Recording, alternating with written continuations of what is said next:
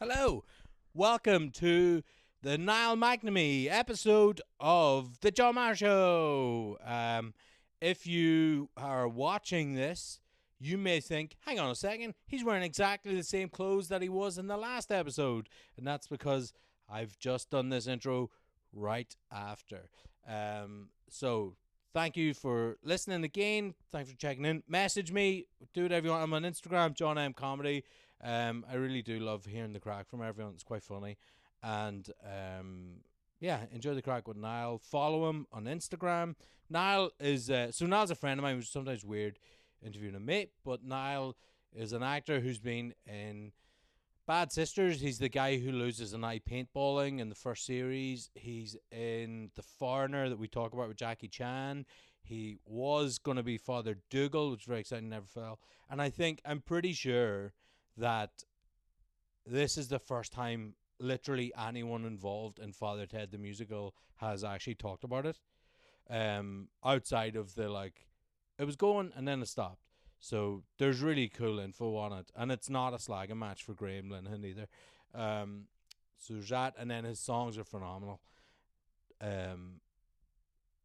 Niall and a load of us a few years ago went to watch the All Ireland football final where Mayo were playing, and inevitably got beat, of course, and we were cruelly overserved at the bar. But it was a great time. Subscribe to Spotify. Magpie with a Mullet, actually, yeah, Magpie with a Mullet is a great song that we talk about, and there's loads of the stuff there. So, thank you very much. As always, please like, share, do the rating, whatever you need to do. But enjoy my chat with Niall McNamee. I was going to ask you. About: is your dream like Oscar-winning actor or like Grammy-winning musician, or do you just not split it? I remember when I was 17, 18 going, I want both of them in the same year. Do you know that kind of? Yeah. I want both of them. But then you kind of know about it. It's such a tough one. I never saw them as different things because I don't think they are for loads of people who go into that. Like I feel like if you like singing when you're younger, one of the only ways you can kind of do that when you're younger is you have to be in a play with their songs. And I always liked both. Did you do musical theatre? Yeah, I was like Oliver at school when I was 11 or whatever. I never loved musicals. I like being in. Yeah. I never saw them different as a play. Like I found it weird when I came to London. I thought all actors could sing, and I thought all singers. When did you come to London? When I was 17. 18. No, 18. I was 18. Did you come here to study? I came here to go to drama school. Yeah, right. I was meant to do 3 years. I left after 3 months. I hated it. Oh, that's so. I hated it. I hated school, so I don't. And I was too young. What school was it? Arts Ed. Okay. Now I should caveat this with, I'm not slagging off Arts Ed. I would have hated any. Yeah, no, man. I lasted a day and a half at university. Did you? Yeah. A day and a half. I got in, went in the first day. The lecturer didn't turn up. The second day, they were late, and I was like, I can't do this. I need a job, and I just. Wow. What were you there to study? English and politics. Were you not scared to tell your parents or whatever? So how old were you when you went to uni? I was a year later than all my mates. So what was that, like 18, 19, something like that? That's a long build up. I rang my mum, and I remember my mum. I was like, "Ma, I've got to stop," And the only thing my mum said was like, she was like, "Are you happy?" And I said, "No, I'm really sad."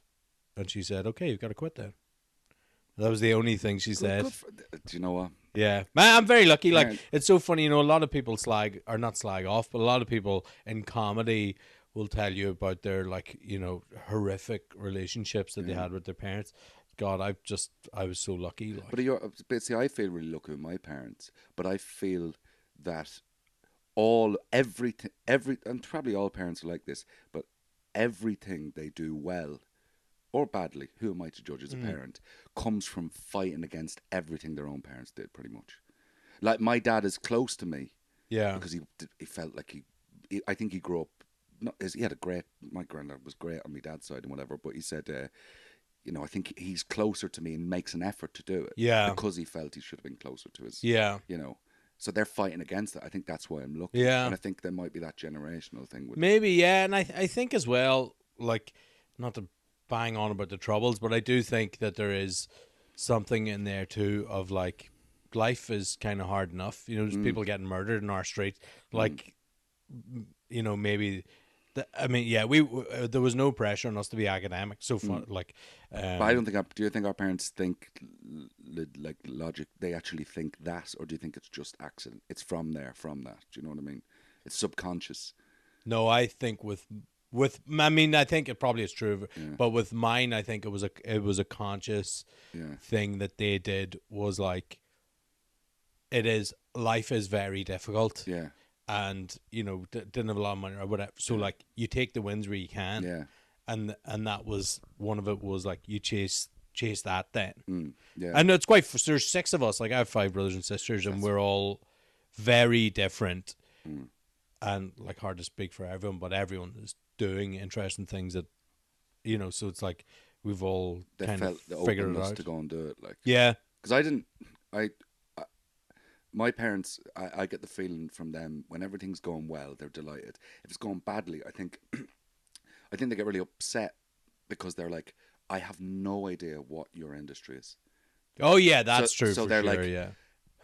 They want to help, and they go, maybe do this or maybe do that, and they can feel themselves.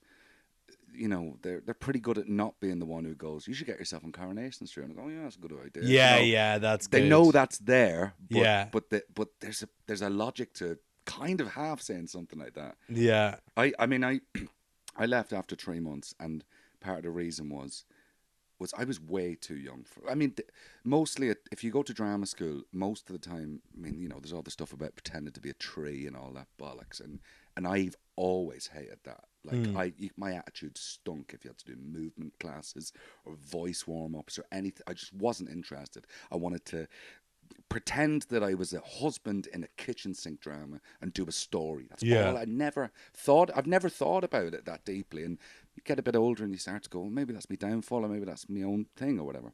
But the other thing was the eldest person in my year was 21, which is really young for a drama school.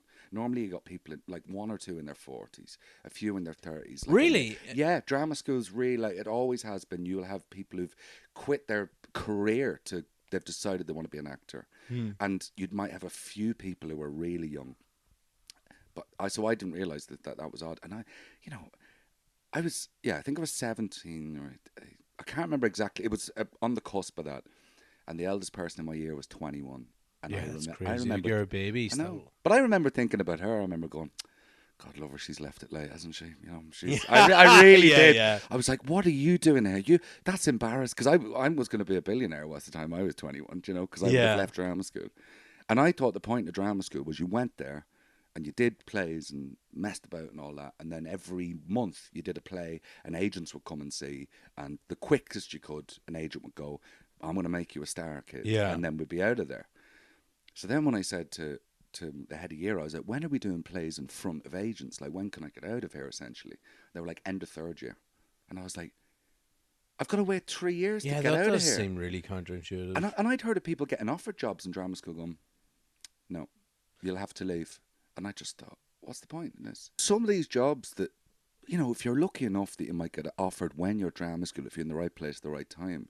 If you're at uni, imagine if university goes, listen, I don't care if you're offered to be the CEO of this company, which is the equivalent. You should stay here and finish off because you want to get your degree. You're like, what are you fucking on about? No one has ever asked for a degree. Yeah. In fact, I've never once felt shame to say I didn't go to drama school or I didn't get, like, it doesn't matter. That's so funny. But in all fairness, some people love it. And I forget, some people, their dream was to go to drama school. They wanted all that. And I realised mine wasn't. My dream was to be an actor. And I didn't know how to get there. And someone went, I had to do that bit first. So I actually left for a few reasons. One, I felt there'd be shame if I stuck around when everyone knew how much I fucking hated it. I couldn't help but complain. Yeah. Roll my eyes. And I thought, how pathetic is that? If you're the guy complaining about how shit it is, but you haven't got the balls to leave. And the other thing I thought was, there's a chance that I hear with drama school, everyone doesn't know what they're doing. Everyone's scared. And with uni and stuff, everyone goes through phases. Am I doing the right thing and stuff? And I thought, I don't want to ruin other people's experience, because there's people I can tell who are really enjoying this, and I'm Yeah. going, what about this though? And they go, oh yeah, is that bad? And I go, yeah, I don't like that. And they go, oh, maybe I shouldn't like, So I didn't want to ruin other people's experiences, Yeah, especially Um, when it does feel like that is a very specific place. I know this is true of a lot of things, but drama school, there is a set of people who go there to find their tribe of Yeah. those drama kids. Yeah. And yeah, I can see. And they feel like they want to be an actor, but some lads, it's mostly young lads, mostly lads who are my age. There's no one more arrogant on earth. Yeah. Not saying that I was a twat or anything, but like every actor I met at that age believes they're going to be De Niro. Of course. And Well, you wouldn't be doing it otherwise. Also, there's a reason they send those cunts off to war. It's because they don't believe they're going to die. Yeah. So that's the attitude. Yeah. I'm never going to die, and this is all going to be class. I remember getting my first acting job after this, and here's the truth of it. I mean, I didn't work for a year and a half after that first acting job. Okay, hang on a second. So, what was the final thing that you were like, I actually can leave? Like, did you get a job while you were there? No.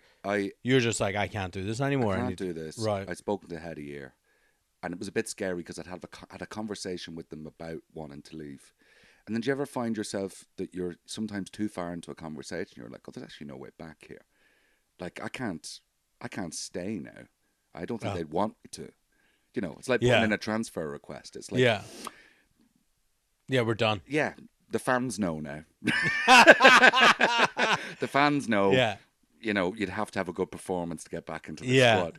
So I left, and I had a flat.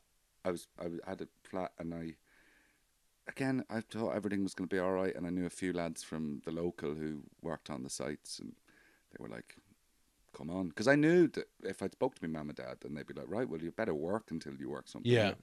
So I was on the building sites for about maybe 5 months. Were you singing as well? Like, no, not at this stage. Okay. Because you needed speakers and stuff, and I didn't have that. And I was on the sites, and then I was on a date with a girl who said, she was like, oh, there's this open audition for Red Riding Hood in a park.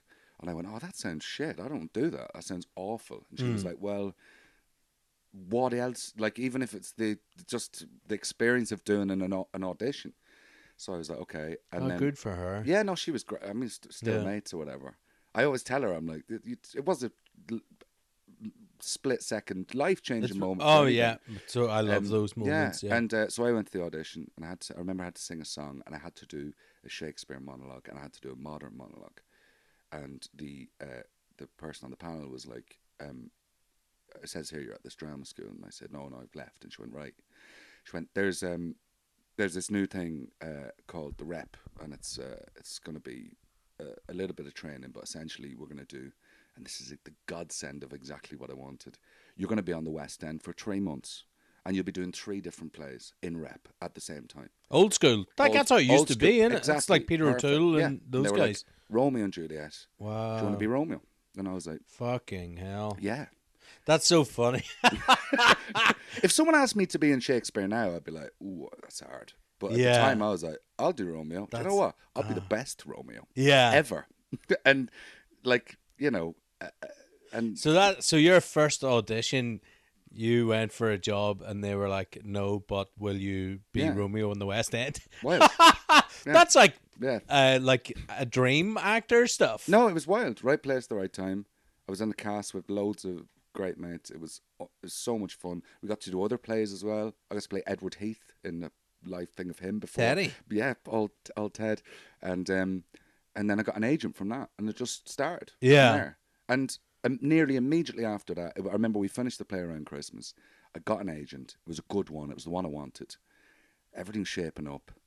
I've told the parent, by the way, when I get the West End thing, I tell Mum and Dad, I've left drama school. What? But I've got this job. Okay, that seems fine. Yeah. And I remember like getting. I suppose you should know. Like I'm caveat in this like fucking amazing arrogance to the fact that I don't have that anymore. But I did when I was like 18. Yeah, and like whatever about that. Yeah. You're different.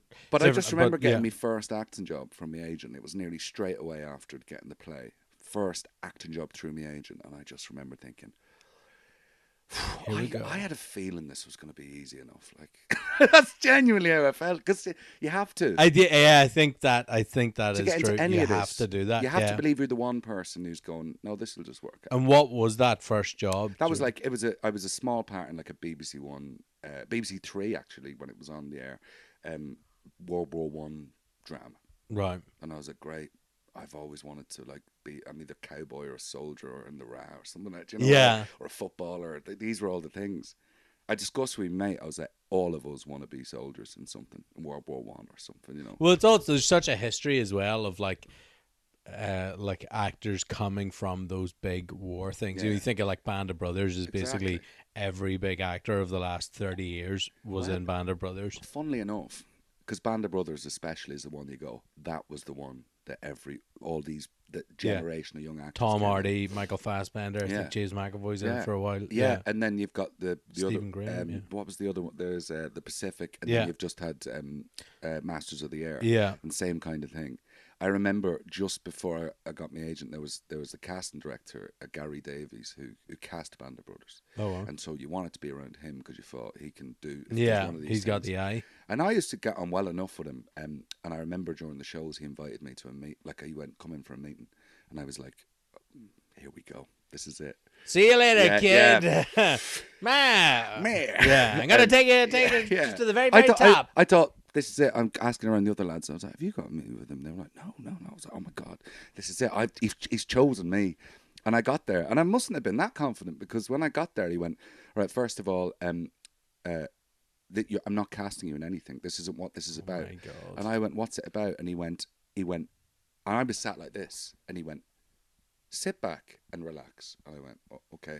He went, sit back in the chair. He went, you are terrified of this. And I went, and he went, he'd seen me talking at like press nights and stuff. And he was backing me. But he said, I don't know if it's an Irish thing or whatever, but you're spending your whole time saying to people basically, yeah, no, I can't believe little old me's here. And he went, that won't work for you. He went, never my be doing God. that. And I realized that feels very Irish. yeah, I was of spending. course. It had to be the story of me going, well, no. Well, that is like, yeah. And he was right, oh my truthfully. God. That's like, you must love yourself. You know, it's that. Yeah, You must love yourself. Yeah. He was telling you, you must love yourself. Oh no, I think he back was saying yourself. Yes, that's it. Yeah. Yes, sorry, I see what you mean. Yeah, and I realized, like, and it doesn't work actually. Great. I mean, great that he told you that, because there's absolutely no way that those people take their time to do that if they think you're a waste of space. No, Like, and he's cast me in something since, and I saw him, and I said I thanked him for that. yeah. He didn't remember it. Yeah, it was just a Thursday to him. Yeah, but that, like, I like that he didn't remember. Like, Yeah. I like that he didn't go. I was wondering when you're going to say thank you for that. you know the story about Rodney Dangerfield and No. Eddie Murphy? No, So, do you know Rodney No, I don't. Dangerfield? Rodney's like one of the greatest that was the comedians. answer to that. One of wasn't the it? greatest Do you know the story comedians about of all Rodney? No. Yeah. Yeah. Well, he's one of the greatest comedians of all time. Like, Right. he was like an old guy, used to wear a suit, and he had a thing. His catchphrase was, "I don't get no respect at all." He was, Okay. like, proper jokes. Yeah. I think he only broke in his 50s, but he became massive. He did did movies and everything. Had like a cartoon of him, really interesting looking character. Anyway, worth watching. But Rodney was huge when Eddie Murphy was just like, I think Eddie Murphy started when he was like 16 or something, 15 maybe even. And Rodney seen him at something, and he was like, "Hey kid, you know, you're very good, but you gotta lay off the cursing, the swearing, the blue stuff. You gotta lay off, right?" Like 2 years later, Eddie Murphy's the biggest star in the world, like movie star at Saturday Night Live, and he's at a urinal in like Vegas or somewhere, and Rodney Dangerfield comes in. He hadn't seen him in between, and they're standing pissing, and Rodney turns around and goes, "Hey, who knew?" Yeah, but he remembered, you know. He was like, "Hey, who knew?" Yeah, like great. it was like the fucking, like he gave him the complete wrong advice, but he saw something in the guy, like Yeah, even just, but you know, maybe just getting the advice of someone, whether it's right or wrong. Is well, just, it's when those it's a people moment. take I felt a change when time. he told me that. Yeah, that's it's like when someone that you respect takes, even if it's 10 seconds out of their day, to have a moment with you, to share something, I think, with you, it does matter. Yeah. You know, it does right. matter. And like you say, it doesn't matter if 10 years later they don't remember it because it was important to you and that's all that matters. Like, Yeah. um, I was good. He wasn't there to offer me a role. I know that's why. I mean that's absolutely terrible form for him. No, but because he should. No, yeah. you've gotta say that up top. You've gotta say. Well, when he invites you in. Yeah. Here, just so you know, it's not for a casting, but I do just want to have a chat to you about something. But yeah, but I suppose in itself it relaxed me when he was like, you're not here to read for anything, But you're right. Yeah, but you've had all. There would have been no harm in it. That's fucking. Yeah. But that's everyone. Yeah. Nobody understands not as well how maybe. much one can unravel when you get like a sniff of something. Yeah. In the air, like I had this one. I'll keep some of the names out of it. So there was a big director working with a girlfriend of mine. Right. And I was, I got to know him a little bit through them working together. And, the whole time I'm like, listen, I'm going to have to just be the mate here. Because this would be totally unethical for anything, So anyway, we're getting on. Anyway. And it's also, outside of all that, it's much cooler to not be the... Oh, no, of course. But it's such a weird dynamic because you're like, oh my God, I'd love to work with him. But there's just not, there's no time here for me to say. And I got a call off him. He'd been rehearsing over here, but the play was in Dublin. And I got a call off him randomly on my phone. Didn't know who it was, and he picked it up and he went, "It's so and so," and I went, "Oh my God, it's so and so calling me. This is the moment and stuff." Yeah. And he went, "Listen, Niall, what are you doing in the next week or two?" And I was like, "Nothing, man, nothing at all. Why? What you need?" And he went, when I was rehearsing last week, I put a bet on the horses. Oh my God. And he went, are you in Ireland at any point? Because if you are and you're going back over, would you go and collect it for me? It's only a 20 or something, but I'll give you a cut of it. I couldn't believe it. Oh my God. And I was like, what I was going to say, I was like, yeah, of course. Like, of course. And then you start going, is this a test? Maybe there's a film about a guy who goes and collects. Oh my God. I couldn't believe it. It was that was when he's a lovely fella. And I can't say who it was. Yeah. But I was like, he is off his rocker if he thinks that's fine to do. Yeah. Here's some guy. Yeah, here's some guy I met a few times. Yeah, I seemed like an idiot. I'll ask him. Oh, that's funny. The amount of people that he has done that to in the past that he's got to you in the phone book. Not even the phone book. You have to ask her for your number. Oh, that's so funny. Oh, I was cracking up. But, some things are just funnier than they It's are. artsy people just live in a world of their own as well. I know. But then it's not their job for every interaction to be a... No, of course, yeah. But again, I'm like, there is a level at which you understand that your interactions will be different with people. True. Someone but maybe told me... I got to know him too well, and then maybe he's like, well, of course I'll ask my mate Niall. Yeah. I'd ask my mate anyone to do whatever, and he's my mate now, so... Yeah, but... Yeah. It's funny, I was chatting to someone who knows Tommy Tiernan, who we were both chatting about, and I was saying I've never met him. But this person was saying that he is very good at settling people when they meet him because he understands that he brings something to... like he's bringing a weight with him to every interaction with Irish people, especially Irish comedians. So important. And they were like, he can bring people's energies down to have a chat then. Yeah. He's lucky to have that ability. Like, that's why the Tommy Tiernan show works so well. Yeah, Keelty's the same. Yeah. Like, yeah, he is. Although he's just like every just sound guy you've met, but he doesn't change. But like, yeah, it's interesting when you see those. Who, speaking of big people, who have you supported? Who have I support? Like, yeah, we were talking about support earlier. Like, musicians I support the Wolf Tones. That was pretty good. Oh, at Finsbury Park as well. Yeah. Class. Yeah. That was on my birthday, the day after. I think. Yeah, I couldn't. Yeah. I remember we were away. We couldn't go. What was that like? That was wild. And we were only got on it in the last minute and stuff. But I'm jumping in only to say that something that I was thinking about you and I was looking at this. So your music is like in the Irish tradition, right? Yes. Of like there's an Irishness to it, and you're in that history, but also you've had interactions with the biggest people from that history. Yeah. You know, like Christy Moore sent you a letter or something. So, yeah, he was speaking to my agent, my manager, sorry, and like Christy Moore in the Wolf Tones is. It's pretty good, isn't it? That's as big as it gets. Yeah. Nathan Carter, maybe? No, well, like, was it Christy Moore and the Wolf Tones in terms of like. No, that's, yeah, if the Dublins are alive, then. That's what I mean, of like people who are alive. Yeah. Yeah. Wow. God, I'd love to support Christy, but he doesn't have supports. That was the end of the message. You know, he said, I don't have supports, but, you know.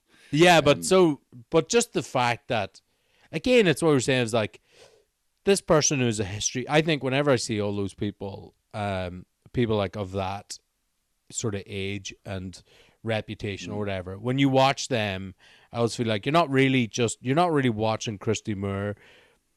My feeling is that I watch them and I think my ma watched this my grandparents watched this, and everyone that you know has a connection to that person, and now you do as well. Yeah. And you're like, so it must be like Paul McCartney when you're like, you're not meeting Paul McCartney, you're meeting the history of music there. Yeah.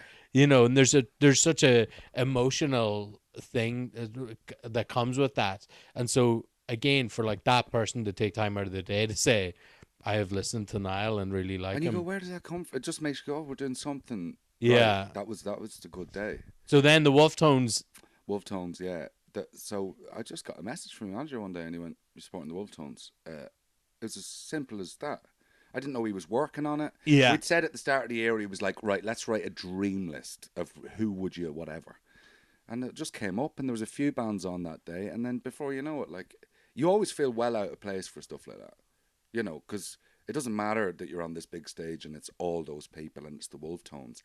You're still like getting the tube with your guitar. Yeah. And you're still like dripping with sweat because you've got to walk around that place and find the fucking entrance. you're working. Like, Yeah. Oh, yeah. And then I remember even like that I got my logo that day.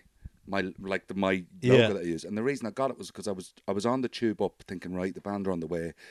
You know, this at my stage, you're still organising everything. You know, it's not like you know, you've got a manager, but there's loads. So what does that look like? So do you have a band that you work with all the time? I have a band, like, yeah, they're my mates, and we'd have like, I think the lads know there's no like, you know, I'd have the starting 5, and then there's the lads who might be able to replace and whatever. Right. Okay.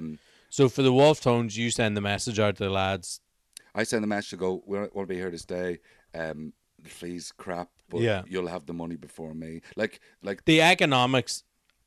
The economics of comedy is crazy, but I always think like there's only one me. Yeah. And then you have to pay 6 people or whatever. I made I think. I mean, before tax, £45 supporting the Wolf Tones. Yeah, I did. Yeah, £45 because I pay the band. Yeah, of course. Yeah, and it's my thing. Yeah. So I really, especially at that stage, I should be able to do it for free, just as long as the band are paid. There's no way that is just the way it is. Yeah, it's different if we're a band. Yeah, then we split it exactly. Yeah, but same. But you've hired them. Yeah, and I could hire less of them. Yeah, or you know, but I've decided how many people are on stage. I know what the budget is and whatever. And, but even on the way, so I'm looking at the email and I'm looking for like codes and whatever we need to get in. And then it says something about big screen, send your artwork. And I was like, oh, they've got a big screen behind. I've never done that before. So I literally took a pic. I had a receipt and I wrote my name in pen on the back of a receipt on a tube. Took a picture of it. Did a thing on an app where I could just get it off there, so it was just right. And then before now, I've sent it off and made it, and then it's suddenly, like 10 minutes, literally, I'm sweating getting off the tube, and I send this thing that I've made, and before you know it, it's like 20 foot high, or I don't even know. I don't know if we go. It was bigger than that. It was, probably. Yeah, I'm rubbish at 20 foot. Yeah. That's you. And so you get there. Then are the lads all Irish? So who was playing that day? The drummer's Irish. A mixed. Like but they understand the weight of. I mean, what I love is the main guy, my Niall's number 9, as you might call it, or whatever, like that. Fabrizio, lad from Rome. There can't be an Italian who knows more Irish songs at this point. Like amazing. He knows who they are now. In hindsight, and he likes them, and it's so funny. Like he could talk conversations with the Wolf Tones or anyone like that for it. But no, at the time, no. But then you got Luke on keyboard, who's a Glaswegian, but he's a Celtic fan. So Yeah, it's, yeah, he's the same. it's nearly bigger to him than Yeah. it is to the drummer, you know. Yeah. But it's a mix. But then you're playing your own stuff, you know. Yeah. Yeah. Yeah. And so what was that 5 songs? Like how Yeah. like does it work on time, or It does. do they say like, It okay, does. your set is half an hour, whatever it is? Yeah, I think it was about 25 minutes. And I'm of the opinion, and I took it seriously when I was doing the stand up again. Don't go over your time. Oh yeah. Do shorter. It's a if you great way can. to not get booked. I think it is. Yeah. And when you've got 6 bands on throughout the day and it might rain and they might want to, you just turn up and do your bit. Yeah. The only problem with that is you're conflicted because you're like, right, on time, everyone there, sound check here and whatever like that. And at the same time you're going, but I also want to be Shane McGowan and there's no way he did this. Yeah. So I'm in 2 minds. I know my responsibility. I know that you can't be like that anymore either. Yes. And I've definitely learned that the hard way from other gigs when I was younger, because it's funny. You want to be on time, and so especially, it'd be different if you have got like a full team of management who are like lifting you up and walking you to the stage. And doing that. But I'm not there yet, and I'm so terrified then of being late and missing my chance. So I just make sure we're ready and we do it. Yeah, like a professional. I guess so. So cool. Yeah, I wish I was successful enough to be cool enough that I didn't have to be as professional. Does that make sense? Yeah, but I think as well, especially with the acting, I don't know, say doing comedy, it probably is just in you to actually be a professional, which is there's better. there's no scope for being late in acting or comedy. Yeah. But musicians often are. Yeah. And I'm not in that world. Yeah, but I don't think anyone enjoys it. Like they do probably. I don't know that they do. I've had this conversation with people that are, like I can't stand people who are like just late for anything. Yeah. But they're never walking in late going, oh, brilliant. They're all going, no, sorry, there was the traffic and stuff. But it's like every time. Yeah, but do you not think that they're like that to you, but they've just got up in the morning and went, fuck this guy. I'll just do another half-hour bit. I think I know people who are just ridiculously optimistic and forget whole chunks of time that will go. Yeah.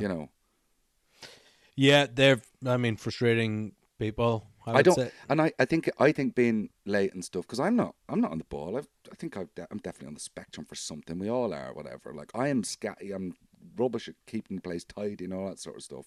And I have to be early or I'm late. Yeah. Like I can be really early or really late. Same. I rarely bang on time. But it's also the thing of like, I think comedy, you see this all the time, and acting, I imagine, is the same. I can't speak to music, obviously, but lots of people can do your job and can do it like, maybe even a bit worse. But if you're easy to work with, then you'll get hired. Like, it's funny. I did supports, and I'm doing more for Neil Delamere coming up. I love Neil Delamere.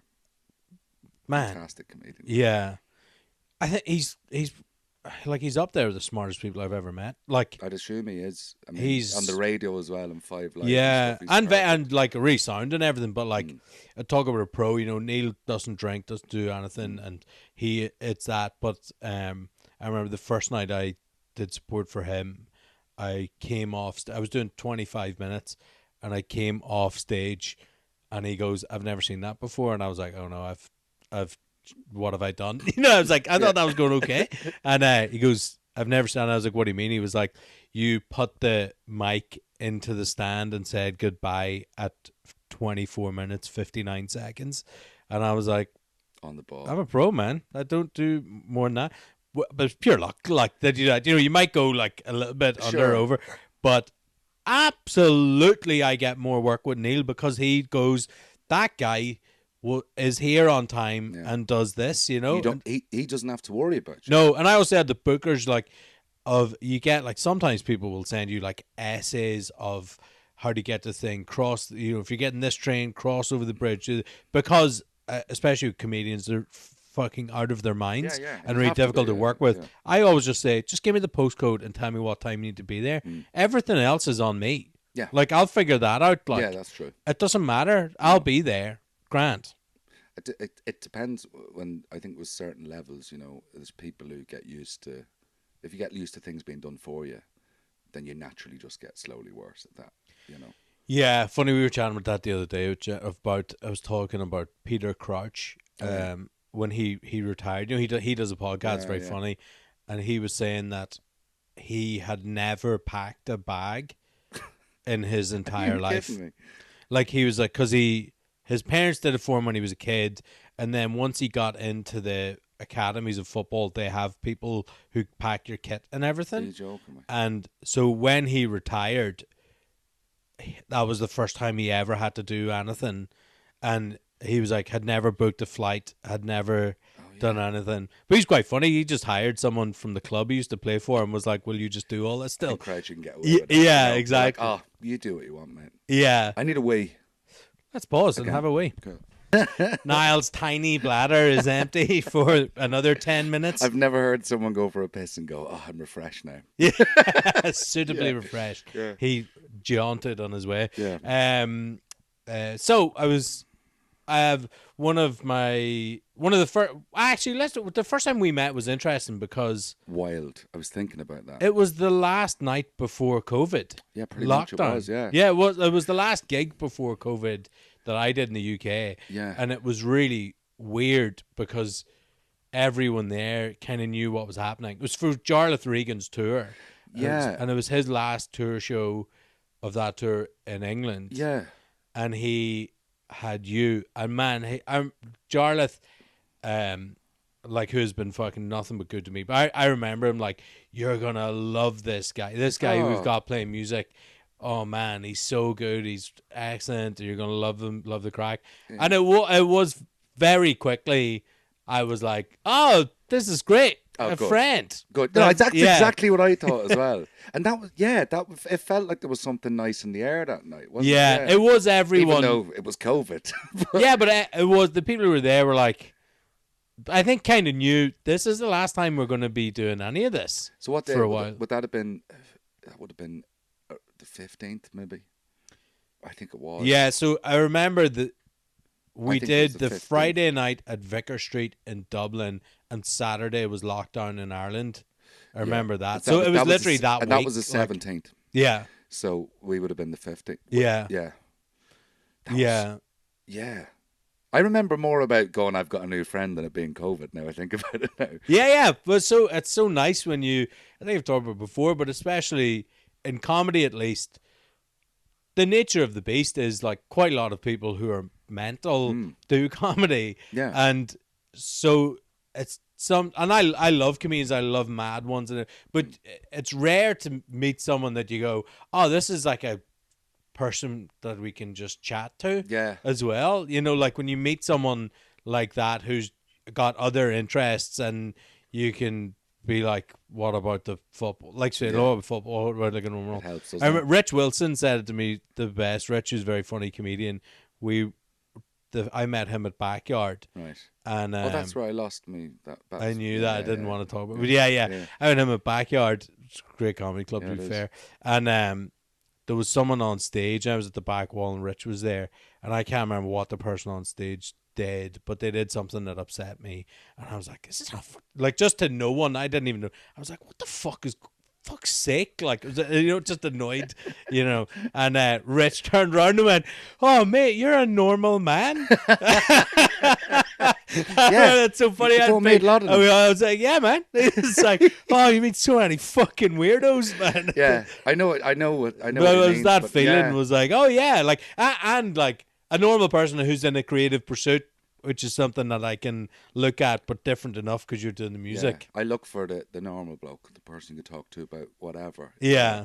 Yeah. I don't like getting too deep about, like, I hate when you go and watch a play and you enjoyed it and then you have to talk to people about why. I'm sure you're different because you're pretty smart, but I feel when it comes to that, I'm like, I don't always know why, and I feel like I'm going to start lying about why. No, I think we are similar, but for me, the thing with that is, if I hate something straight away, I'll be able to talk about it like quickly. Yeah. If something is impactful or I really enjoy it or whatever, I don't want to talk to anyone for like a day. Yeah. Let it. Like, it needs to come to me for like I've said before that the best piece of creative performance I've ever seen, comedy, music, whatever, acting, whatever, was Mark Rylance in Jerusalem. Oh yeah, I remember you saying that the other day. And and it was like, I don't know what he was doing before, since I've never seen anything like it. And it was just, while I was watching it, I was like confounded almost by him, and everyone else in it was really good. But it was like a guy in it. He was doing a different thing, you know. It was like, and after we went down, and we were getting the bus, and Jenna's quick, like she's smart, so she was like chatting, and I was just like, "You've gotta, I can't, you can't, like I need to think about this," and it's also because I think like I need to figure out what I think before I hear what anyone else thinks, because I'll just be like, oh yeah, mate, oh that's why, or whatever, as opposed to being like, no, like what was that? That was like, otherworldly, like what he did, than that. Yeah, so it's like, and you're like, what is that? What is happening there? You know, and so no, I do get what you mean. Yeah, I feel like there's like a pressure. I don't know. I think I don't feel just. But people love chatting shite too. Like I know, but I don't know. I'm definitely missing a link with it somewhere where I'm like, I don't know. I don't think about it like. But especially, I do sometimes think that comedy is big because there are like massive comedians here, and their fans, when they talk about them, you'd think that they're fucking splitting the atom or something. Yeah. And you're like, all right, I get that it's like there's a technical level, it's really good and all, but like so much of it's boring when you watch Stuart Lee. You know, like like that. He's the guy who's like, and his fans would fucking have you think that, you know, that what he's doing is on like an extra level to what comedy performance has ever been done before. And I'm like, I can respect that, like there is parts of like of Stuart Lee say, but it's true of a lot of people where you're like, oh wow, that is exceptional, and that writing is exceptional, but like a lot of it's not good. And I think people put that on everything, right? And if you say, oh, the emperor has no clothes, they're like, I just don't think you get it. Yeah. You know, it's like, oh no, for sure. I do get it, and you can't just say that. You know, I get so fucking defensive then. It depends what it is. I every now and again you meet someone who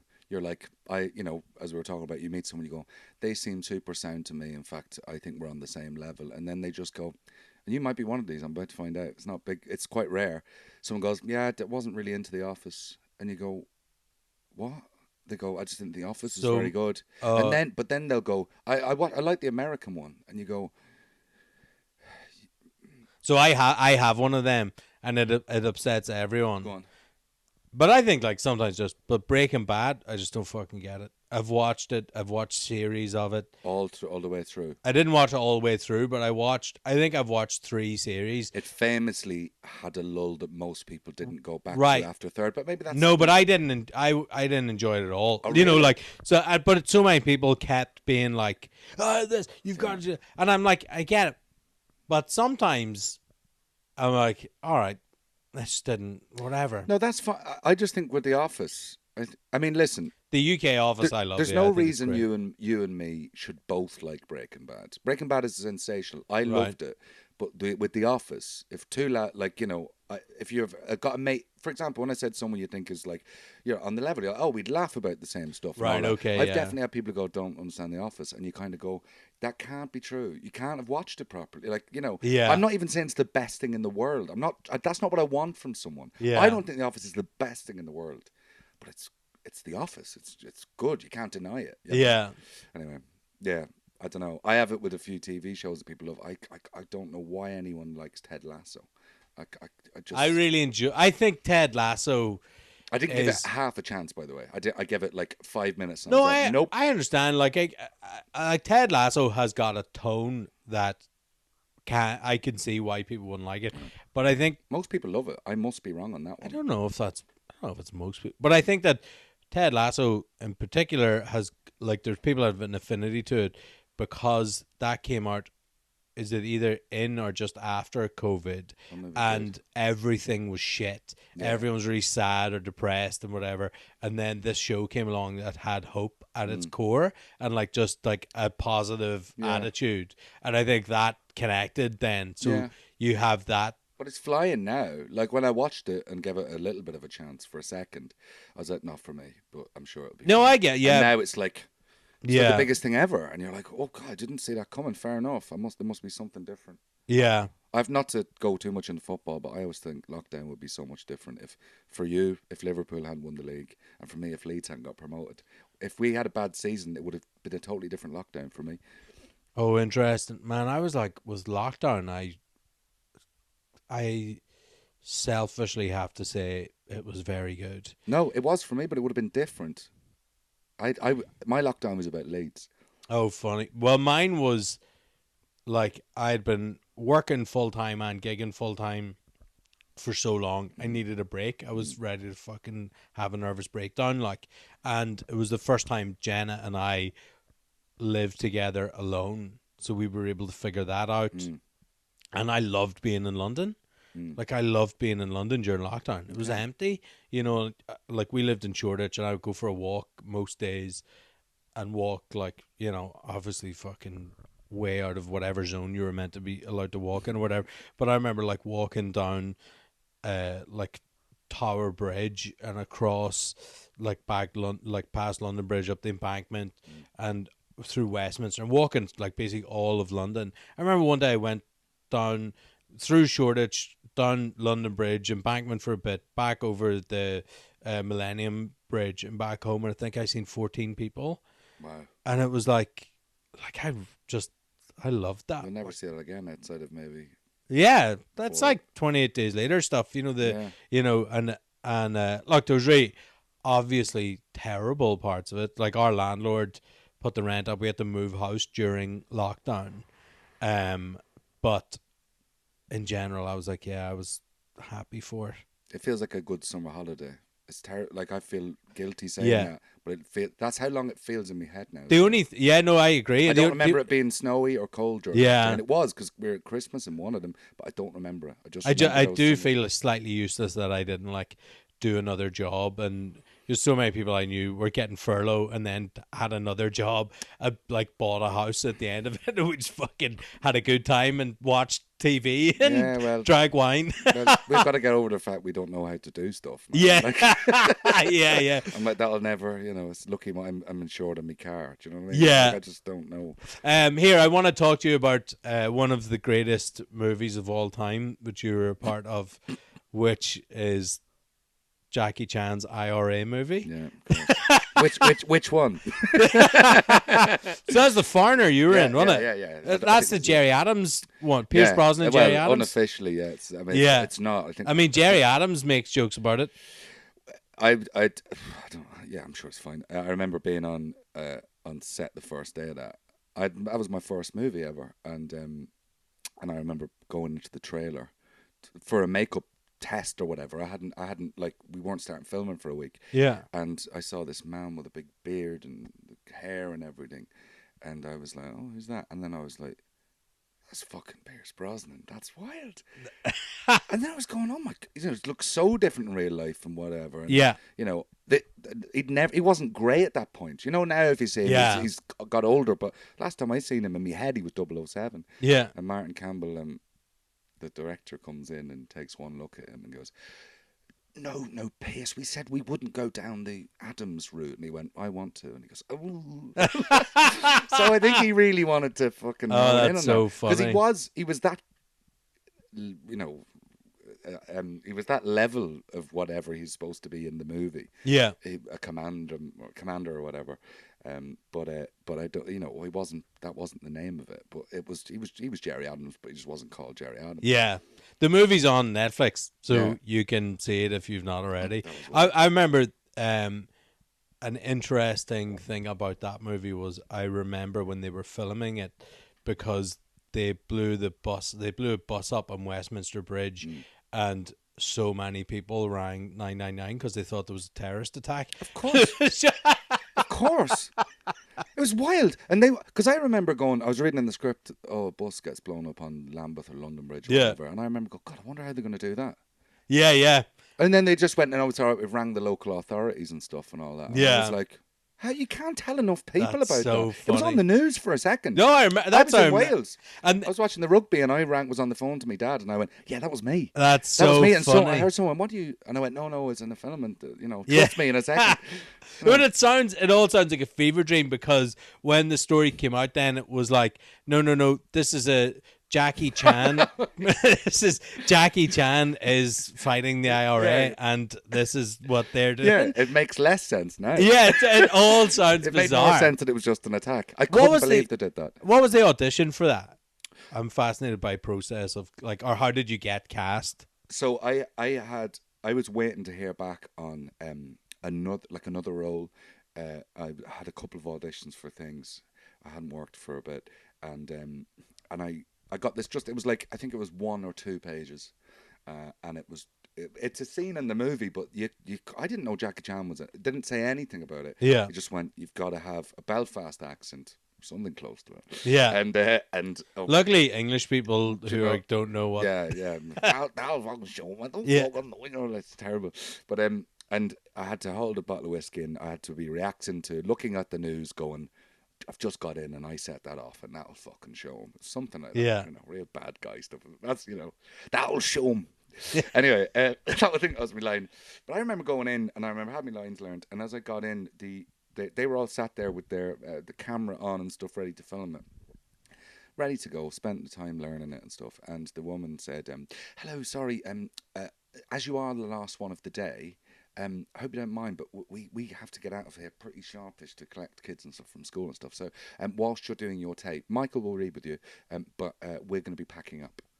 And I was like, for fuck's sake, what is the point? Yeah. So sure enough, they were kind of packing up, and he kind of half read it, and I did my bit, and I left. And I was waiting to hear back on something I really wanted, like 2 weeks later.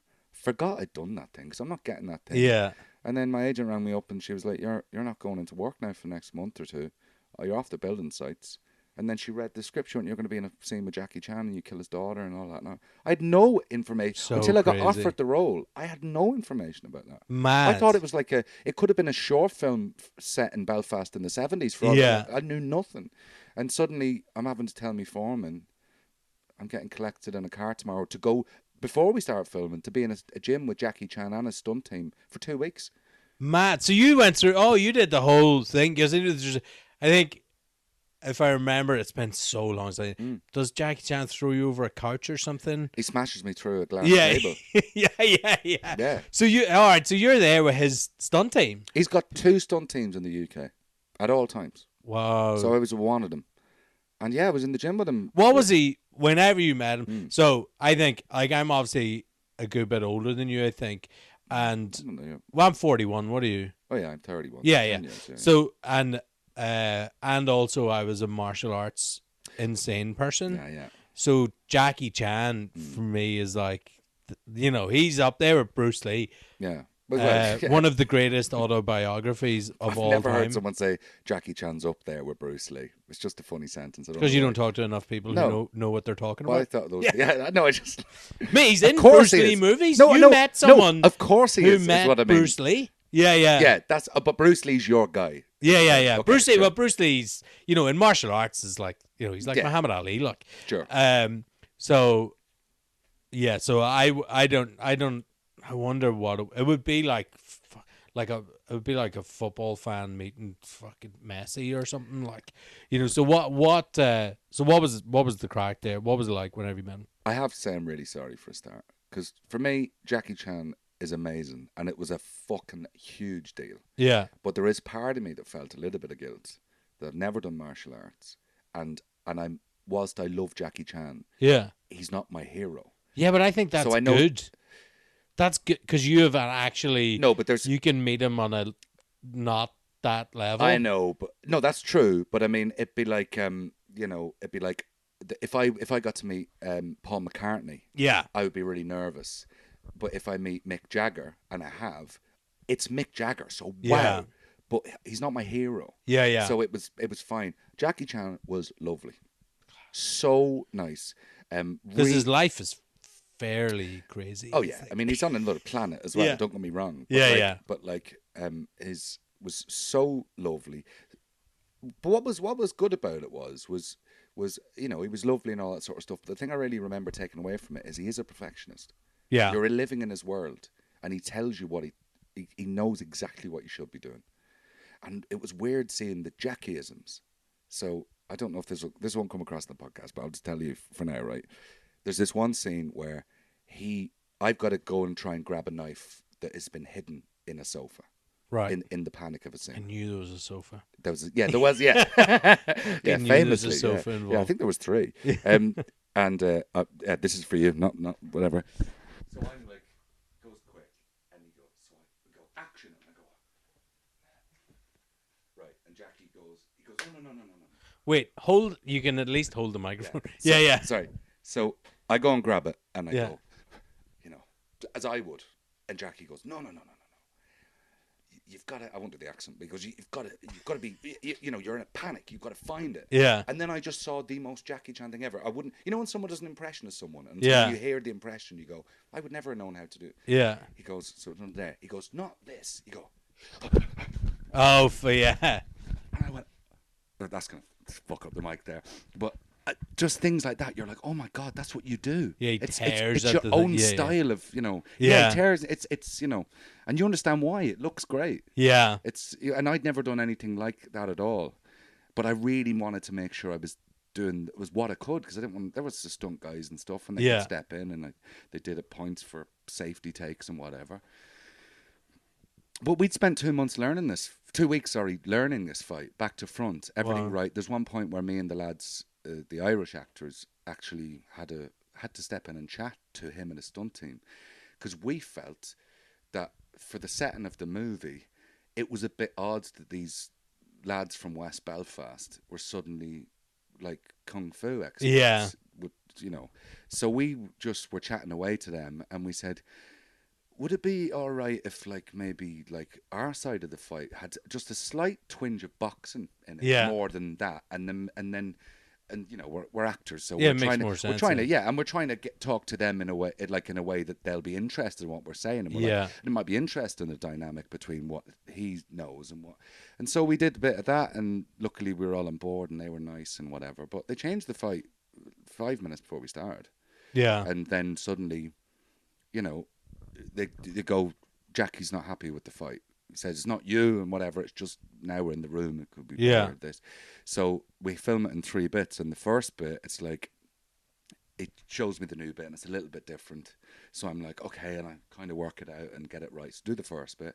We do the second bit, and it's a bit more difficult. And he shows me and whatever. And Jackie was really nice. He was going, he knows what he's doing. He compliments you. Wow, oh my God, you are so good at it. Yeah. And then the third bit, it was just so different, so complicated, not a clue. Yeah. So I'm panicking then because we're going to shoot in 2 minutes, and this is I think it was the first day on set. I think we did the fight first. Wow. So scary enough anyway. I'd never been in a movie. I think my first scene on screen in a movie was the fight with Jackie Chan. I'm pretty sure. I'm pretty sure that was the first ever scene I did in a. Oh, it's so bananas. Wild. Do you reckon anyone else has a connection with Jackie Chan and Christy Moore? Never thought of that. Yeah. Jackie Moore. Yeah. Anyway, I just went up to him. I said, "Listen, I want to do this, but I need more time. I can't do this." And he said, "When they say action, he said, just try and stab me, and hold on to the knife." Oh wow. And I was like, okay. So they said action, and I went, and he grabbed onto the knife and pulled me left and right, and I'm following it, and you watch it back, and it really just looked like I'm going for it. But he's letting go of it, pulling it. He's a genius, and he pulls me into him and flips me over his shoulder and smashes me through this table. And they're like, I'm sat there winded, and they're like getting another false table and whatever, and we did it, and it was crazy. Oh my God, I'm so excited! I'm almost crying. He was so. They both were, they were so lovely. Everyone was nice. Yeah, and that's often the case. Yeah, because it would have been fine if he was just on the ball and did his job with us. Yeah, but he was really complimentary in a way he didn't have to be. So because you're when you think about it, if Jackie Chan is 100% good at this, you're not even one, really. Yeah, but it's like watching wrestlers and I've talked about wrestling this before, where they have somebody wrestling, a YouTuber or whatever, and they can make it look like sort of grand because the wrestler knows exactly what they're doing. And he can see the differences. Yeah. It's like, if I do a football movie, I can see who's never played football before. Yeah. But to the person who's turned up and is doing their best, they probably think, I look like everyone else with this ball at my feet, Yeah. We can see the difference in balance of someone who's never kicked a ball before. Yeah, and it's funny you talked about Ted Lasso earlier. That is actually a problem with Ted Lasso, is the lads that they've got in the team are terrible at football. There's a couple of them I know who are brilliant, but I don't know if it comes across on camera because yeah, exactly. Even Roy Keane will say that. Yeah, about, and the difference in him. He looks slim and well. Tommy Tiernan said it to him. He went, "You're looking good." Only Tommy Tiernan would say this. He looks at Roy Keane and goes, "You're looking in really good shape." And he went, "But I'm surprised because I saw you on the football pitch the other day and you looked a bit chunky." Yeah, and he was right. But Roy was like, "Yeah, it's amazing the difference of when you're in a full kit. Yeah, when people have seen you play in your 20s and now he's in of course. Yeah, you're a man filled out. Yeah. I want to talk to you about the creative process of acting versus writing songs very different. But like with acting, when you're preparing a script, right, and you're so you quite a big role in what do you call it, Bad Sisters. Yeah, well, which is really exciting. We were watching that here again. And I was like, "Oh fuck me, Niall!" Yeah. What are you? Is it a case of you reading the script 100 times and just getting? Oh, learning the lines. Yeah, I'm talking about the actual process rather than the things. Because what does that look like for you? It always comes to me when I need to do it, but I couldn't tell it. Whenever I get an audition through, it's like, how the hell am I supposed to? It's just repetition, really. Everyone's different, but I don't feel like, when it's someone else's script, you don't have a lot of control over whether it goes in your head or not. I don't think. Something goes in really quickly if it's right for you. I think if it's written well, it'll go in well for everyone. Yeah. I used to try and think. Until I met some actors who had done it much longer and really know what they're talking about with theory and stuff. I used to think, I'm thick today, and I wasn't thick last week, but today I am because these lines aren't going in. Yeah. And then someone tells you, no, actually, if lines aren't going in more often than not, they're not good lines. Yeah. Because they should make sense to you, and you should remember them. Well, you're doing without obviously going into details, but you're about to do quite a big job. Yeah. And so, do you have those scripts now? No, I asked them the other day. Okay. I know. I know. That is crazy. I know. Yeah. So next week you start. Yeah. And Dave don't have. It's so last minute. So, I had to do quite a lot of scenes for the audition for it. So I know the character arc. Yeah. And I've got a load of the big bits in there already. Yeah. But if there's a few other big bits, I need them pronto, Yeah. I'd rather have more time on them than less. Yeah, well, of course, they're probably writing them, which is the problem. This is it, yeah. But do you, suppose... That script in particular is a really good example. There are so many lines for that audition, and I had no time to learn them. And I looked at it and read it twice, and they were in. Wow. And that's partly because it's written really well, and partly because I was like, I feel good about this. I really want to do this. I know who this character is. Yeah. I know what voice he has now. I could go in tomorrow and know exactly who he is. Yeah. And I don't know why that is. I think you're just right for stuff and you're wrong for it. And when you're on set, are you able to hit the ground running, or does it take a while? I suppose I'm asking because I did a thing recently, and it was fairly dialogue heavy on my side, and I think for the first 2 hours, even though I had read the script back to front, I thought I'd known it, and then as soon as everything was going, it took me that to be like, oh, okay, like the scenes were a lot more difficult. But then after a couple of hours, not even doing all the scenes over again. Yeah. Once I was comfortable enough with the camera, with the set, with the crew, all that stuff, then it just was grand. You get into the swing of it. Yeah. I think that's why the hardest jobs are the days where you're in this whole series for 2 scenes. Yeah. And they're both on the same day, and you get on and everyone's... It's harder nearly doing that when you're on a set that everyone else everyone has that moment at the start. Yeah. I have a mate of mine who said the reason he does really well at acting, but what happened was the first job he got was a big part in a TV series that was about like 7 episodes, 7 or 8. And he'll watch it back and he goes, I wasn't anywhere near even half good in this until the 3rd episode. Yeah. And he said, and from that 3rd episode, I could act forever then. Wow. You know, he'd got the reps in. That's sometimes all it is. You know, Yeah. It's only in the same way as like I got a car before moving to London. I think I had 2 months before I moved to London, and my mum and dad thought there's no point. And my mum went, actually, if you have passed your license now and then you move to London, you don't drive for another 5 years. I'm scared when you get into a car for the first time. Yeah. But if you do it for 2 months, I'm convinced you'll know what to do. Yeah. So it's kind of like that. But no, it takes a second, of course. And you're so down to who you're in a scene with that day. Yeah. What scene is it? You know, do you get on?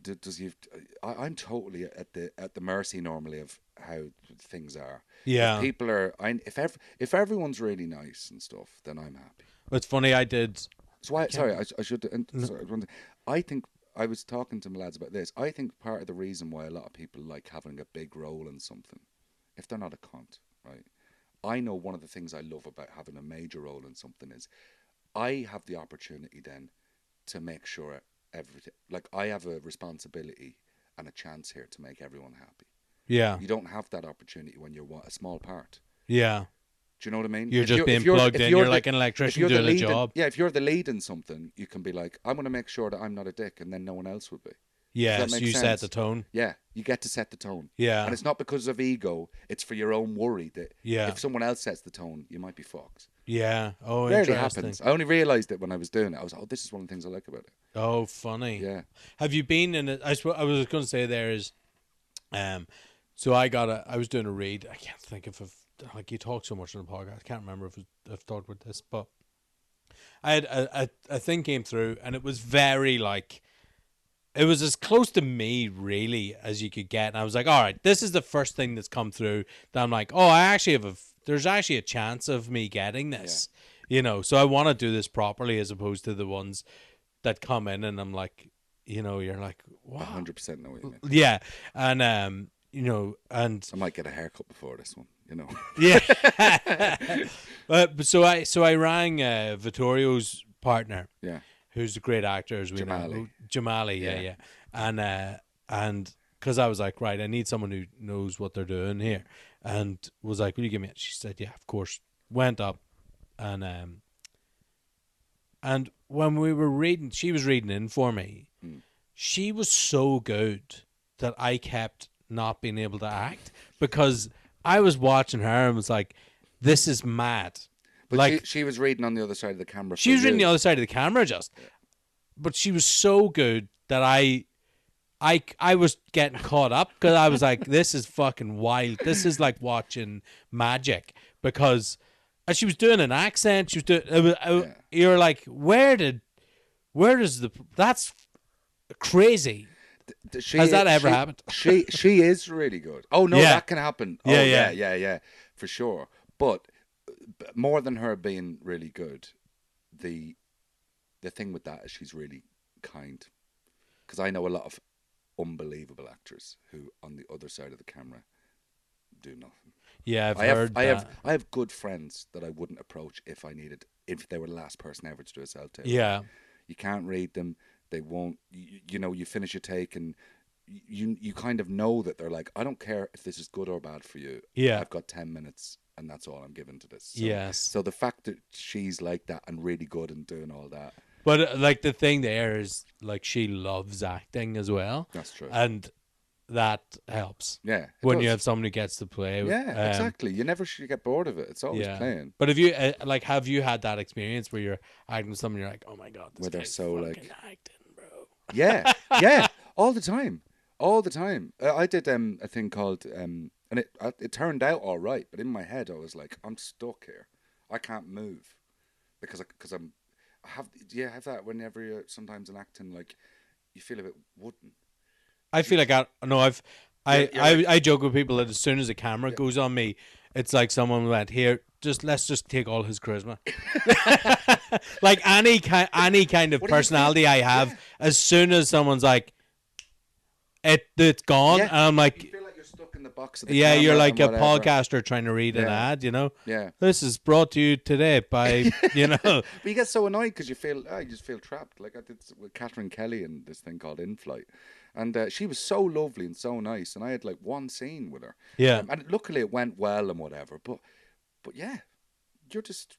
That's a big thing just coming out, isn't it? Yeah. Oh yeah. I'm only one scene in that or whatever, but it's still Catherine Kelly. Yeah. Yeah, since she was in Curry. Yeah, She yeah. did loads of stuff, but I adore Coronation Street. So It's wild when you see people that you know, yeah, and but you're like, wow, you're just there. You know, Yeah. it's so funny. No, like, it's still- and it's not it's- being starstruck, No. but just the humanity It's of odd. them, almost like it's yeah, nearly weirder when you see one of those people that you go, I couldn't tell you their name, but I see them in stuff all the time. yeah. That's nearly weirder because you're like, oh, you're a person. Like I thought you were. Yeah, it's fun. I had a very strange one once where I'm like, and in London you see like, Yeah. you can't see a lot of famous people knocking My about. first instinct is, oh, I know them. They're a friend Yeah. because Oh man, I did that. One of the best ones I'd ever. It was years ago. I was in Belfast. I was working in game, and a guy I went to school with came in, you know, and so we're just chatting away. You know, it's like hadn't seen him. Yeah, how you doing? Oh, working away. Blah blah blah. And then I go out the back, and everyone's like weird, and I was like, "What's going on?" And they were like, "How do you know him?" And I was like, "I think I went to school with him." And they're like, "Man, that guy's the Man United goalkeeper." It was Roy Carroll, and I was like, "Oh, but like he was." Could totally. But he's probably used to it. He just met me at my level. I was like, "Oh yeah, great, yeah, how you doing?" Blah blah blah. There was no, but I was like, "Oh yeah," you know, he's just assumed. I seen Mahershala Ali yesterday. Right. I nearly was like, "What the fuck's happening with Blades, man?" They come on, like anyway. But when you see them, yeah. But that I think then, and then the level of, then you're in a scene with them, like. Yeah, it is odd because ultimately you're on their level. Then I do regret though. One thing I do regret about the Jackie Chan thing is it was so drummed into us, and I understand why. Is that when you're on set with like people who are like your heroes or they're big celebs or whatever like that, don't get selfies with them. Don't do that because it immediately takes you off their level. Yeah. And in hindsight, at some point towards the end, I should have got me and Jackie Chan with the Dundalk scarf. I should have done. Oh yeah. Do you know what I mean? And he would have been fine with it. At the end, yeah, of course, yeah. But I didn't because I was like, no, they're right. I shouldn't do it. And now I would at some point. Yeah. Because I'm a bit older, a bit more assured. Also, that's like everyone around them usually. There's a difference of like being the person who's happy to do that day one, minute one, and being someone who's like, yeah, we can do this job, and then at some point we can do this. Yeah, you know, there's like such a difference. There's a moment, but when you're on your first one, you just don't. I know, risk yeah. It, so, yeah, it's not big regrets. That is funny, Jackie Chan with the Dundalk scarf. Would have gone. Can you imagine? Like just. Yeah. That'd be hilarious. The Argus. Yeah. They'd be flying the Conference League. I wanted to ask as well about your songwriting. And this is like so basic. This is basic questioning. But what I was thinking when I was listening to your songs, which I love and big on, like, listen to Spotify. It's class. You have some beautiful songs. Thanks, man. And really strange. Like, one of my favorite ones is the one at Magpie with a mullet. Oh yeah, it's wild. Because I'm like from Westport originally. Yeah, of course you are. Yeah. I'm like, oh, all that stuff's bullshit about Westport. No, I'm not. Like, no, it's really good, and I like, and there's a sense of humor to it, and I think it's very different from your other stuff. I think. Yeah, that's and it's very funny. I was different, listening to it, and I was like, God, you know, and maybe because we've been talking about Samuel Beckett a bit recently here, and people, but I'm like, there's a sort of a strangeness. Like a strange humor to that I'm like, it's almost Beckett-y. Oh, like God, almost. I'm not saying you're as good as him, No, but I'm no, saying I should hope it's in not, the. yeah. Do you know what I mean? But it's like weird. So like when you sit down to write a song like that, right? Where's that coming out of? For songs like that, I have to be in like a really weird or strange or sad place or whatever. Like, I was in Westport because I was supporting Declan O'Rourke. Oh yeah, and I had this like, I never, you know what it's like when you're touring or supporting anyone. It's rare you just have a day. Yeah. And you don't have to get somewhere. Yeah, yeah. And so I thought, right, I'll head down to Westport and have a cup of coffee. And I was heartbroken. I've been through a horrible breakup. And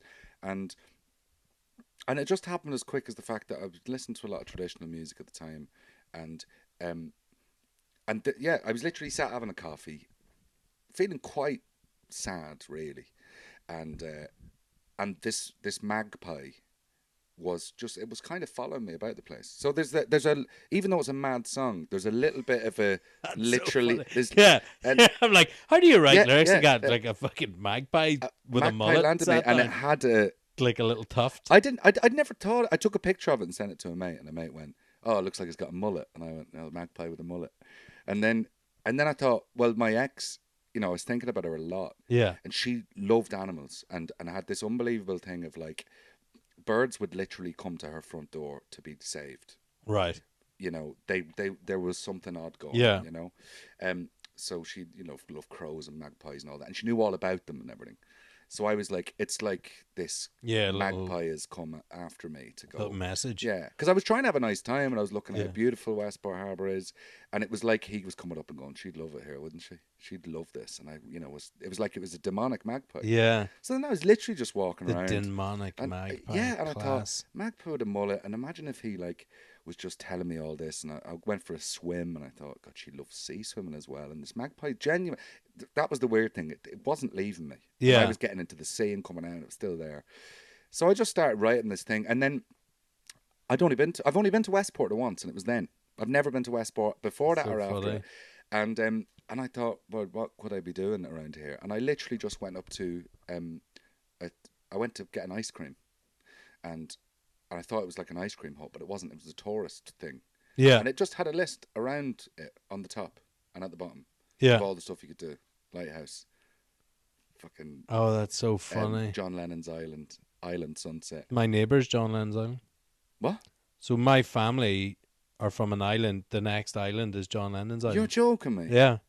Well, there you So go. funny. Yeah. I didn't know about John Lennon's Island until I read that, and then I started looking it up. Funny. Yeah. And I took a picture of it. In fact, I think I took a video going round, and I went, that'll come in handy. What if you just go, there's a lighthouse boxing club in Island Sunset too. I'm Yeah. basically trying to get on I with know all the this lads stuff. who run the boxing club. Yeah. It's so funny. Like listening to it, I was like, oh yeah. Yeah, but I was probably in Westport I was in Westport probably for 3 hours. Mad. And it's funny. It's I think like I was in the a way bit you of a funny explain it zone, there like- sounds like a sort of that sounds like it'll be a sad song, but it's not at all. Like Well, maybe the lyrics are, but the Yeah, people, like it's a until it gets to the end, you're like, oh, well, I was like, this is a folk song or whatever. it Yeah. is. And I was like, so what happens at the end? Well, the magpie who's convincing me to do all this other stuff eventually convinces me to drown myself in the sea. yeah. So, it's a yeah, funny stones ending. in my pockets and all Yeah. that. So, yeah, but That's how that came about. yeah, That's I mean, so I was funny. never. I always, when I'm playing it and I'm introducing it or whatever, I always go, now this is all a true story. Apart from I didn't kill myself, and actually I won't probably. So Yeah. just like, just almost certainly won't. just pretend it's not me. Then it's just a folk song. do you know? Yeah.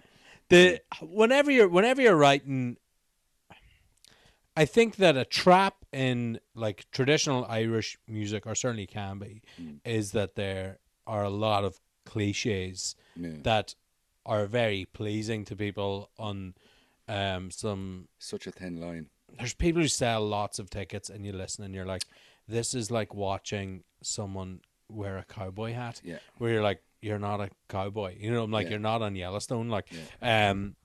and are you conscious? And that I hope it's very clear. I don't think that's a trap you fall into. No, thanks. And I Yeah. imagine you're not going to be supporting the Wolf Tones if that's true. Sure, So like, but when you're writing it, like, is it ever in your head of like, fuck, I need to be careful about like this phrasing or like, Yeah, a little bit, and it is a thin line. And I'll always say, when we love ourselves, the Irish, as much as we hate ourselves. We have massive egos, low self-esteems. Yeah. But as much as we can be going, we're the best musicians and best singers in the world, and you've got this band and that band and all that, and you go, yeah, but there's a bigger chunk to the stuff that most of the country likes that we can't wash our hands of. Yeah. We like the worst music in the world as well, and I don't think I need to say Yeah, what yeah, it no, is, no, of course, but yeah. like it is, and it is that thin line, and the English don't know the difference. yeah, The English don't know the difference between, and I won't say which side is good or bad. The English Yeah. don't know the difference between the Pogues and Nathan Carr. It's all the same to them. Do you know what I think? And this has been the theme run through. I But it is nuanced. I get that. I think that if you could sit a person down, right, and make them watch both or listen to both, I would be fairly convinced that if you did that to like 1,000 people, 900 wouldn't know why, but they would say they want the Pogues. If if you're introducing people, because maybe. I do, but I think like, look, there's mass level sometimes stuff. it's singing the same song. Yeah, Do you know? And then no, I don't understand. Like when Shane MacGowan, when he was still alive, God rest his soul, he went on the Late Late to sing. yeah. I don't know who decided Philomena Begley was going to sing with him. Yeah. That was the two worlds that I was like, that's odd. But then I don't know. Then maybe not for the music, but Daniel O'Donnell is really coming back into his own because people kind of see the joy in it. Yeah, and you have to be a bit of a miserable cunt to hate on Daniel. I completely agree. Yeah, I completely agree. Yeah. And there is also a thing of like, it's just not for you either. Yeah, like, it's fine. And It that's never was forced. for me. Exactly. Yeah. But I think that's funny. Like I think that is true. I think of creative pursuits anywhere. That, and you can see it in comedy is the same as that. Like there's a big section of comedians who you're like all right, yeah, they can sell 20,000 tickets, fine. Who gives a shit? But then there's people at a level that you understand are like, oh, that's what we're aiming. I suppose it's anything, but it's funny. I remember, like, speaking about Jarlath, I remember we did a gig years ago. I was kind of very new still, and there was a person on this gig, and they like ripped this like quite difficult gig, like to a level I hadn't seen before that. Of like, it was baffling. Like, he had everyone laughing, all these old people laugh, and people were loving it, right. And they're all hugging him and everything. And it was kind of like, I was just like, what the and I couldn't understand why this person wasn't a superstar. That I'm like, if you can do that in the room, and in the way, I was talking to Jarlath in the way, and I literally said, I was like, I don't understand, like, why is that? And he was like, think about what they were actually doing there, right? What they were, like, their actual material or whatever. And I was like, right. And he goes, right, who gives a shit? And I was like, oh, fuck. And it was a moment you were talking about earlier of like, like there's a moment where like, oh, that landed heavy with me. And I immediately understood why the person wasn't a superstar then. Yeah. Because I was like, oh, I get that actually a lot of that is was trickery almost, as opposed to like an authentic, here is like my distilled thoughts on this. Who gives a shit? I think about that all the time when I see stuff, or when I'm writing bits. I think about that of like, fuck, right, okay, what is this? Like, what is this that I'm doing here? It's a terrifying thought, actually. Yeah. That idea of like, if you have all the ingredients there and you feel like maybe your things aren't working out yourself for you, because I have the same thought. You go, what am I missing? Is it that? Is there something inauthentic? Do I not even realize that? Yeah, exactly. Yeah. Because I mean, God knows what people probably, I don't know where that's terrifying. It's like, I nearly have the same worry of like, do you know when you chat to people who believe in manifestation, and not even in I'm not even talking about people who like live for it. Yeah. People who are like, listen, positivity and stuff like that stuff is what gets you through, and people can smell positivity and they can smell fear. And I remember thinking, oh fuck, if success and happiness in life is down to how I feel in here, then I'm fucked. like